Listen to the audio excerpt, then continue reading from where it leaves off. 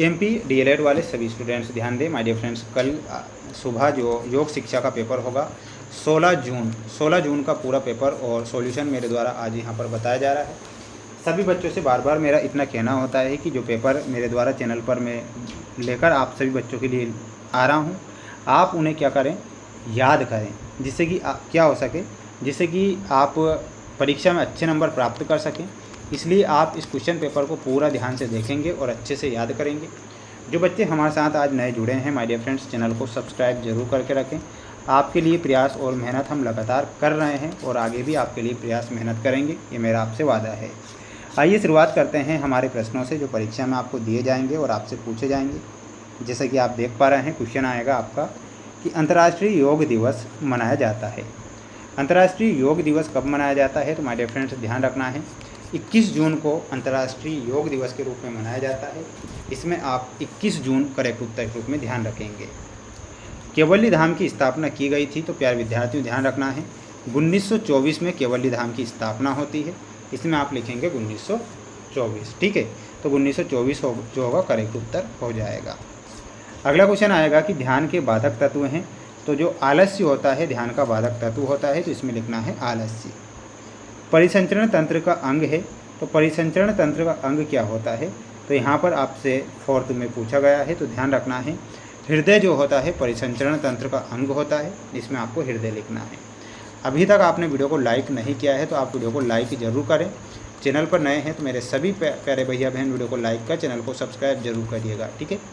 अगला देख लीजिएगा। अगला क्वेश्चन है, मानव शरीर में पेशियों की संख्या होती है, तो मानव के शरीर में जो पेशियों की संख्या होती है, ध्यान रखना है मानव शरीर में 600 पेशियाँ होती है। इसमें आपको 600 पेशियाँ लिखना है, ठीक है। तो इसका क्या करें, एक स्क्रीनशॉट आप ले लीजिएगा।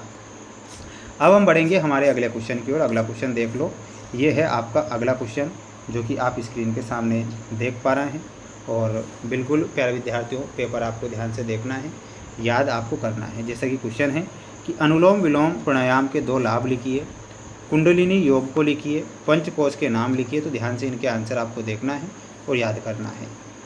देखिएगा, आंसर आपकी स्क्रीन के सामने आ चुका है। जैसा कि पूछा था, अनुलोम विलोम प्राणायाम के 2 लाभ लिखिए। हमें लिखना है तनाव कम करना, यह मस्तिष्क यह मानसिक शांति प्रदान करता है और तनाव व चिंता को कम करने में सहायक है।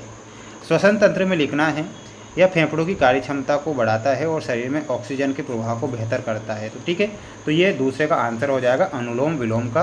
तो ये आप यहाँ पर याद करके जाएंगे, 2 नंबर का क्वेश्चन होगा। तीसरा क्वेश्चन आपकी परीक्षा में आएगा जो कि आप देख पा रहे हैं कि कुंडलिनी योग क्या है। तो इसमें क्या लिखना है, कुंडलिनी योग एक प्राचीन योग साधना है जिसका उद्देश्य रीढ़ की हड्डी के आधार पर स्थित सुप्त ऊर्जा कुंडलिनी शक्ति को जागृत करता है। विभिन्न आसनों, प्राणायाम, मंत्रों और ध्यान के माध्यम से इस ऊर्जा को जागृत कर 7 चक्रों से होते हुए सहस्त्रार चक्र तक पहुंचाया जाता है, जिससे आत्म साक्षात्कार और आध्यात्मिक शांति प्राप्त होती है। तो ये कुंडलिनी शक्ति के बारे में लिखना है। ये तीसरे का आंसर हो गया। अब आप इसका एक स्क्रीनशॉट यहाँ से ले सकते हैं। वहीं अगला क्वेश्चन आएगा, ध्यान से देखिएगा कि पंचकोश के नाम लिखिए। 4था क्वेश्चन है पंचकोश के नाम। तो पंचकोश के नाम है, एक अन्नमय कोश, प्राणमय कोश, मनोमय कोश, विज्ञानमय कोश, आनंदमय कोश, ठीक है। तो ये आप यहाँ पर करेक्ट करेंगे, स्क्रीनशॉट इसका ले लीजिएगा। अब बढ़ेंगे हमारे अगले क्वेश्चन की ओर। जैसा कि आप अगला क्वेश्चन देख रहे हैं कि कोशिकाएं क्या है, प्रत्याहार की व्याख्या कीजिए, हठ योग प्रदीपिका क्या है। तो इनके भी आप आंसर ध्यान से देखना है। देखिएगा, आंसर आ चुका है। पूछा गया था कि कोशिकाएं क्या है, तो कोशिकाओं में लिख कर आना है। कोशिका जीवन की सबसे छोटी संरचनात्मक और कार्यात्मक इकाई है। सभी जीवित जीव कोशिकाओं के बने होते हैं। इसे जीवन की ईंट भी कहा जाता है क्योंकि यह शरीर के निर्माण और सभी जैविक क्रियाओं को संचालित करने का आधार है। तो इतना आपको कोशिकाओं के बारे में लिख कर आना है। तो यहाँ से आप इसका एक स्क्रीनशॉट ले सकते हैं। वहीं अगला क्वेश्चन था आपका कि प्रत्याहार की व्याख्या कीजिए। तो इसमें लिखना है, प्रत्याहार महर्षि पतंजलि के अष्टांग योग का 5वां अंग है। इसका शाब्दिक अर्थ है इंद्रियों को उनके बाहरी विषय से हटाकर अंतर्मुखी करना। इसका जो उद्देश्य होता है वो क्या होता है, प्रत्याहार का।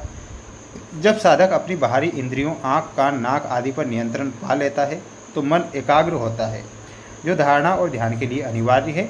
तो ये प्रत्याहार के बारे में इतना लिखना है, स्क्रीनशॉट ले सकते हैं।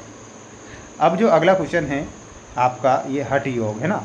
तो हठ योग प्रदीपिका क्या है, तो लिखना है हठ योग प्रदीपिका हठ योग का एक अत्यंत महत्वपूर्ण और प्रमाणिक ग्रंथ है। लेखक इसकी रचना 15वीं शताब्दी में स्वामी स्वात्वाराम ने की। विषय में लिखना है, यह ग्रंथ मुख्य रूप से आसन, प्राणायाम, चक्र, कुंडलिनी बंध और नाद अनुसंधान जैसे विषय के माध्यम से शरीर और मन की शुद्धि पर बल देता है। तो इतना आपको यहाँ पर लिखना है, इसका आप एक स्क्रीनशॉट ले सकते हैं। इसके बाद माय डियर फ्रेंड्स, जो अगला क्वेश्चन मैं जा रहा हूँ, ये ध्यान से देखिएगा। ये 4 नंबर का क्वेश्चन आएगा कि जैसा कि जप ध्यान और अजप ध्यान को स्पष्ट कीजिए, प्रेक्ष्य ध्यान का अर्थ और उद्देश्य स्पष्ट कीजिए। तो इन दोनों क्वेश्चन का आप एक स्क्रीनशॉट ले लें।